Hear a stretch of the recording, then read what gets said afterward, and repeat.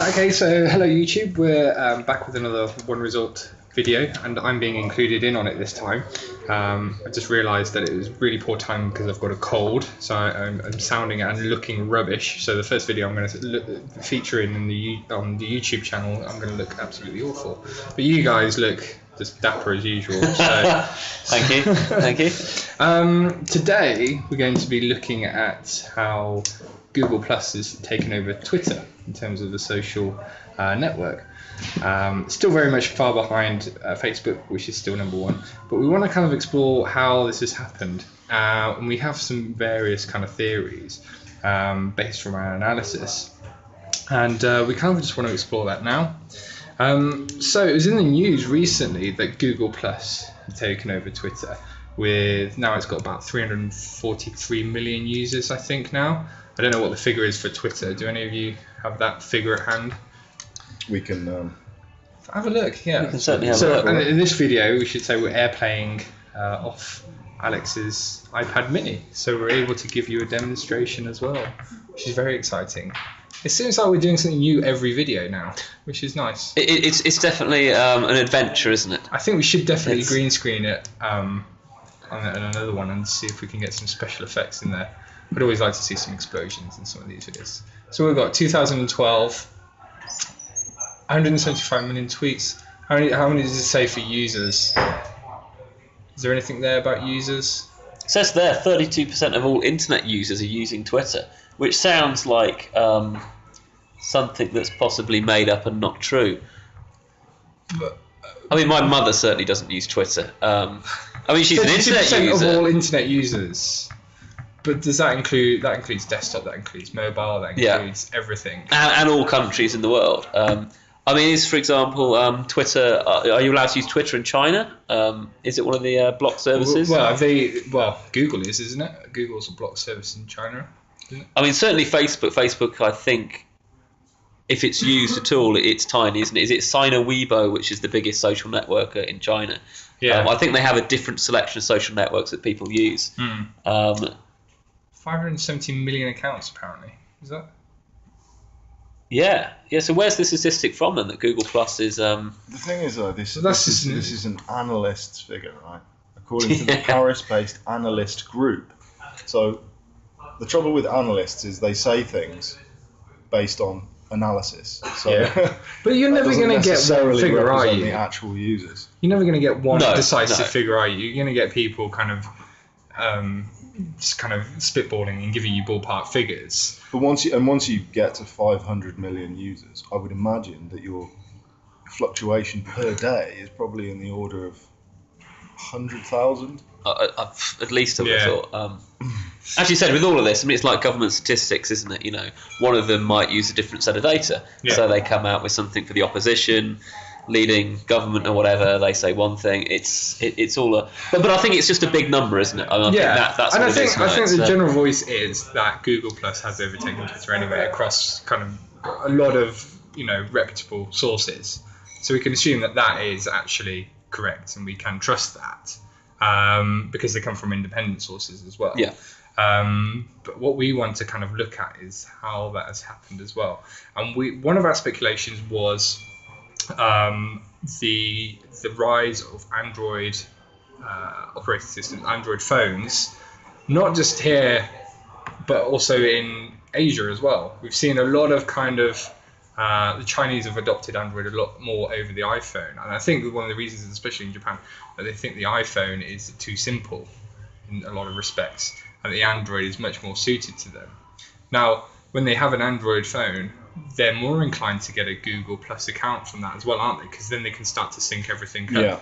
So you're already there. You've got a huge market which is adopting, the Android, and now they're kind of as a sub from that, they've taken out on a Google Plus account as well, perhaps. I mean, since I bought my Android phone, I use Google Plus I'm not a big Facebook user. I'm not a particularly sociable person at all, really. But with Google Plus, I'm posting maybe 2 or 3 times a day, sort of text snippets and all that kind of stuff, just because it's so easy to do on Android. And the Google Plus app is lovely. The Twitter app for Android is terrible.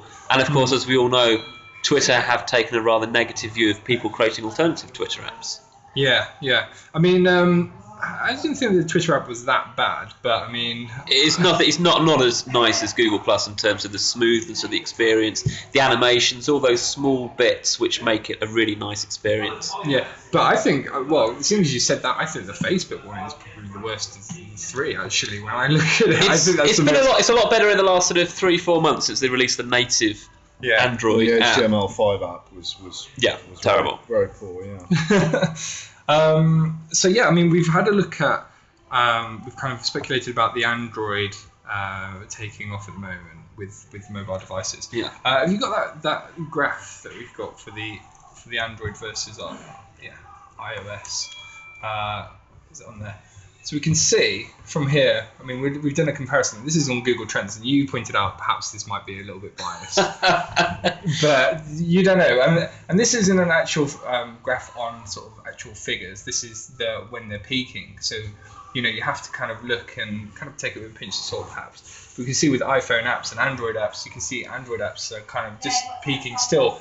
And iPhone apps have just, sort of plateaued out. In fact, they're kind of declining. So their peak was perhaps at the end of 2010, perhaps. I mean, I assume this is in terms of people searching for the apps rather than the actual number of apps. But we can take that in correlation and say, well, we've seen an increase in Google Plus accounts, we've seen an increase in Android users, and we're seeing an increase in Android apps. And it wasn't too long ago in the news that Android apps was, the number of Android apps was actually rivaling, getting close to the number of iPhone apps as well. Yeah. So, this is all kind of bringing in together that reason why Google Plus might be taking off as well. But I think also, Twitter is very much, you post your 140 characters, that's it. Yeah. People have invented stuff like the hashtag. That wasn't a Twitter concept, I believe. The little at sort of thing, again, not a Twitter thing. Obviously, they've taken that and run with it now. And of course, Google Plus, they've just released Google Plus communities. Yeah. So I've joined sort of a cooking community, an Android developers community. I have to say, I haven't joined any of the communities yet. But they're really good. I'm using Google Plus. Okay, I'll put my hands up. I'm using Google Plus purely for an SEO perspective. And kind of. You kind of have a Google Plus account, and you kind of look at it and say, well, perhaps Google will have more trust in a website if it has a company profile on there. Then you have to say, well, you can have multiple company profiles. Is this all being taken into account as well? And is this a reason why? Because with Twitter, you're only going to really have one Twitter account, aren't you? But with Google, you might have multiple Facebook accounts as well. But is this being considered when we look at those number of profiles that are getting bigger than Twitter? I'd like to add though that from a personal perspective, I've been frustrated and annoyed and a little surprised on a number of occasions. There's been a lot of tactics employed by Google to sort of almost trick people into signing up for Google. Yeah, I know, and that kind of brings you on to the AdWords Express thing we're going to talk about now. And that was in the user thing. What were you going to say? Well, there's just a number of things that I've seen personally. For a start, when you first set up a new Android device, there's an entire screen dedicated to a nice big join button and then a not now button. I just ignore that. It's easy to hit not now. But then there are a couple of other cases that we were discussing earlier. How you now have to sign up for Google Plus in order to leave a review on the Play Store. Oh, right. If you want to review an Android app, they're thinking of these ways, these little loopholes where you have to kind of go in and sign up for Google Plus. And these are all to just massage their figures, even if 50% of those users never use the service, they've been tricked into signing up. They're now a number. Yeah. I suppose that's what's difficult, because you can talk about the number of users, the number of people who've signed up. You can talk about the number of active users. But if people are active users for just one thing, such as using it to review Android apps, they're not really a Google Plus user, are they? Exactly. They're going to use it and then they're going to forget about it, but it's going to be there forever because they're not going to know about it. They're going to forget about it, aren't they? So, what I was going to say was about the AdWords Express that we use this is for SMEs who don't have the time to sort of create a fully fledged kind of PPC campaign, and they don't have time to manage it. So they use AdWords Express to kind of target local businesses and local communities, so they can build business through that way, and what it's doing at the moment is it's promoting Google Plus as well in its own way. So it's kind of this kind of infinite kind of loop of just AdWords kind of promoting Google Plus, and then AdWords being on Google Plus, and so people are going to see that as well, and Google's basically promoting itself really, and this is going to obviously affect the figures as well, because people are going to be, including themselves on Google Plus when they see this. So that's another way, like you said, with leaving reviews on the Play Store. That this is another way where Google's kind of manipulating users to kind of use Google Plus as well, self-perpetuating its own services. Yeah, I mean, I don't think it's. I wouldn't say it's unethical. I mean, it's sort of. It's a good business tactic. If you've got 750, I don't know, however many millions of people are on Facebook now, you're sort of locked into using. You need to be really persuaded to try out a different service, and whether that's privacy concerns for Facebook, and Google Plus is much better in terms of privacy.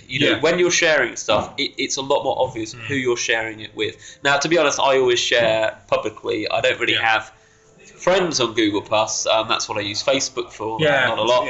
I use it mainly as an alternative to Twitter, because you've got more than 140 characters. Yeah. It's a much more visual experience of posting links to things. So I think that's certainly worth considering as well. Yeah, I think when you look at it, we're not saying that Google Plus is bad in any way. I actually like it. I like it. Yeah, I think it's great. Good.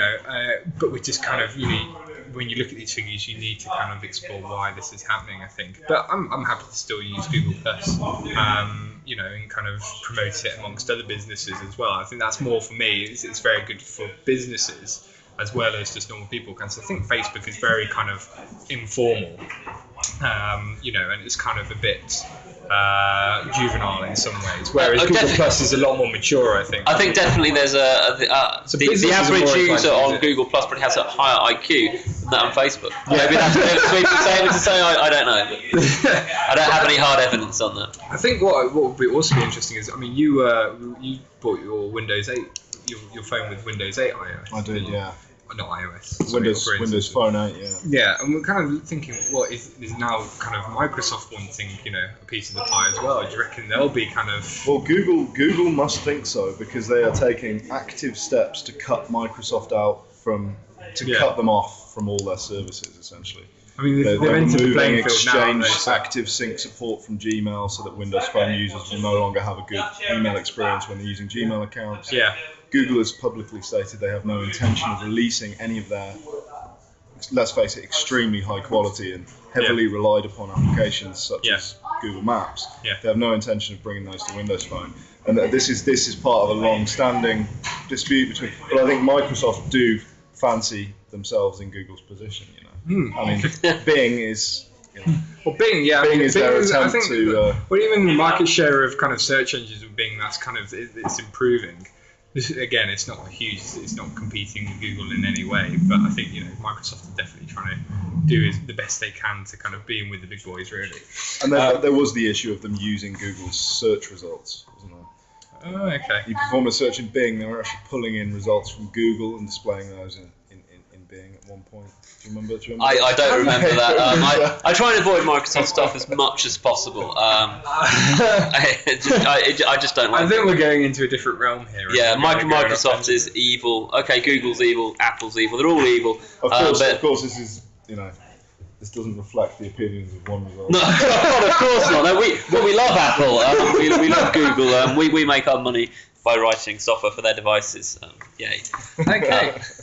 Cool. Well, was there anything else you guys wanted to add about the Google Plus sort of anything? Any other insights that you guys thought about? I have to say again, I just really like it. Google Communities, Google Hangouts. I haven't done any of those yet, and to be honest, the Google Hangouts I've seen, they look a little bit sad. Yeah. Not sad. I mean, it's pretty much they sort of start off, and you just see this sort of little 8 boxes of people sitting there waiting, probably in their bedrooms to have a chat with some other people. Oh, really? Because a lot of these they actually. I haven't used it. You can view them. I haven't used them, but you can view the Google Hangouts on YouTube afterwards. So it's like chat roulette. Yeah, or maybe. Well, sort of. Where you invite people.